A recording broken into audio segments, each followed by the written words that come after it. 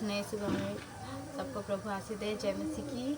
और हम निकालेंगे मत्ती की पुस्तक और उसके 5 अध्याय 13 पद से लेकर के 16 पद तक पढ़ेंगे। मत्ती की पुस्तक और 5 अध्याय 13 से लेकर 16 तक, नमक और ज्योति के विषय में। तुम पृथ्वी के नमक हो, परंतु यदि नमक का स्वाद बिगड़ जाए तो वह फिर किस रीति से नमकीन किया जाएगा। फिर वह किसी काम का नहीं, केवल इसके कि बाहर फेंका जाए और मनुष्यों के पैरों तले रौंदा जाए। हालेलुया। परमेश्वर का वचन बताता है कि हम पृथ्वी के नमक हैं। और अगर नमक का, देखिए नमक सब चीज़ों को नमकीन करता है, मगर अगर नमक का ही स्वाद बिगड़ जाए तो फिर उसे कोई भी चीज़ों से नमकीन किया नहीं जा सकता, क्योंकि नमक ही है जो सब चीज़ों को नमकीन, यहाँ तक कि मुर्दे भी गलते नहीं है नमक से, इतना नमक में पावर है। तो हमें परमेश्वर ने पृथ्वी के नमक बना के रखा है, एक ऐसा जो हम हर किसी को नमकीन करें और वो कभी भी बर्बाद ना हो। और अगर नमक का ही स्वाद बिगड़ जाए, एक नमक है पृथ्वी का, और वो मतलब संसार में थे, पाप की तरह जीवन, पापी व्यक्ति की तरह जीवन बिताते थे, मगर परमेश्वर को जाना और उसने मन फिराया और वो नमकीन हो गया परमेश्वर के राज्य में आने के बाद। उनका जीवन, उनका टेस्ट सही हो गया, मगर वो फिर वही काम करे, फिर उसका नमक का स्वाद बिगड़ जाए तो लोग उसे रोनते हैं, उनका अपमान करते हैं, मतलब हर जगह वो ठोकर खाता है। कई ऐसे लोग मसीह में बढ़ते बढ़ते बढ़ जाते हैं, अचानक से गिर जाते हैं और फिर लोग उनका वैल्यू ख़त्म कर देते हैं, कोई पूछते भी नहीं है। इसका मतलब यही है कि नमक का स्वाद बिगड़ चुका है।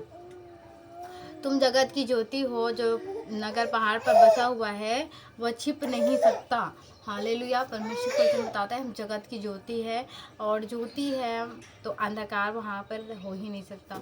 ये जीवन में ज्योति है तो हम जहाँ भी हम रोशनी है, कैंडल है, और कैंडल कभी भी बुझ जाए तो फिर वहाँ पर सिर्फ अंधियारा हो जाएगा। तो एक जगत की ज्योति के समान परमेश्वर हमें बताया है।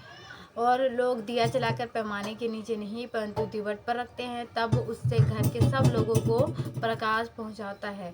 उसी प्रकार तुम्हारा उजाला मनुष्यों के सामने ऐसा चमके कि तुम्हारे भले कामों को देख कर तुम्हारे पिता जो स्वर्ग में है बड़ाई करे।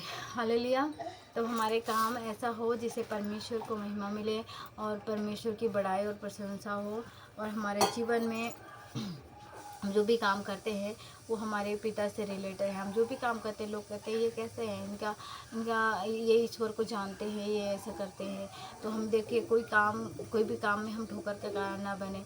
आप जो भी आदतें हैं परमेश्वर के सामने सौंपिए और उन आदत को छोड़िए, ताकि आप जगत की ज्योति और पृथ्वी के नमक बन करके रहें, और हम दूसरों को जो मरने पर है उनको जिलाने का काम करें। जो वहाँ पर अंधकार है वहाँ पर अंधकार हटाए। हमारा काम यही है, क्योंकि जगत की ज्योति प्रभु यीशु मसीह है, तो हम उनके संतान हैं, तो हम भी एक ज्योति जैसे ही काम करें। तो मेरे प्यारे भाइयों बहनों, हम आज अपने सीखा कि जगत की ज्योति और हम पृथ्वी के नमक है, तो हमारा स्वाद कभी भी ना बिगड़े और हमेशा चौकसे रखिए। कोई भी हमसे गलती होता है परमेश्वर के सामने माफ़ी मांगे, और माफ़ी मांगने से पिता माफ़ भी करता है, मगर उस काम को दोबारा ना दोहराए। देखिए कोई भी आदत छूटने में टाइम लगता है, मगर इतना टाइम ना लगे कि हमारा जीवन बीत जाए, हम उस गलतियों को ना छोड़ें। तो आप अपने जीवन में इन चीज़ों को याद रखिए, आप कभी भी छिप नहीं सकते। हम इस संसार में थे, मैंने यूट्यूब चैनल खोला था और मैंने सोचा मैं खाना बनाऊंगी, ब्लॉगिंग करूंगी, मगर मेरे आत्मा ने मुझे उस चीज़ों के लिए अगुवाई नहीं किया। तब मैंने कहा कि मैं कुछ वचन अपने जीवन में मैं यही काम करूँ कि लोगों को सिखाऊं। मैं जितना मेरे पास समझ है मैं लोगों को सिखाऊं। मेरी 10 बात में एक बात कोई सीख जाए तो मैं परमेश्वर से आशीष की भागी हो जाऊंगी। तो मेरे भाइयों बहनों, मैं आशा करती हूँ आपने ये कुछ सीखा है अपने जीवन में कि हम जगत की ज्योति है और हमारा जो रोशनी है कभी कम नहीं होना चाहिए। तो प्रभु इस वचन के द्वारा सबको आशीष दे। जय मसीह की।